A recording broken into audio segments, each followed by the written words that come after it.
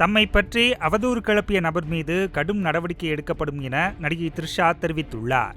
அதிமுக கட்சியின் சேலம் மாவட்ட ஒன்றிய செயலாளராக செயல்பட்டு வந்தவர் ஏவி ராஜு. உட்கட்சி பிரச்சினை காரணமாக இவர் அதிமுக பொதுச் செயலாளர் எடப்பாடி பழனிசாமியால் கட்சியை விட்டு நீக்கப்பட்டார். அதன் பின்பு அவர் கட்சியை விட்டு விலகிய நாள் முதலே எடப்பாடி மீது பல குற்றச்சாட்டுகளை அடுக்கடுக்காக கூறி வருகிறார். அண்மையில் ஏவி ராஜு அளித்த பேட்டி ஒன்றில் கூவத்தூர் ரிசார்ட்டில் எம்எல்ஏக்கள் இருந்த சமயத்தில் அப்போது அதிமுக எம்எல்ஏவாக இருந்த வெங்கடாச்சலம் பிரபல நடிகை த்ரிஷாவுடன் லூட்டி அடித்துள்ளதாக கூறியுள்ளார். மேலும் எடப்பாடி பழனிசாமி பணம் கொடுக்கவே நடிகைகளை கூவத்தூருக்கு அழைத்து வரும் ஏற்பாடுகளை நடிகர் கருணா செய்ததாக ஏவி ராஜு பகிரங்கமாக கூறியிருக்கிறார். த்ரிஷாவை பற்றி ஏவி ராஜு கூறியதற்கு கண்டனங்கள் கிளம்பி வருகின்றன.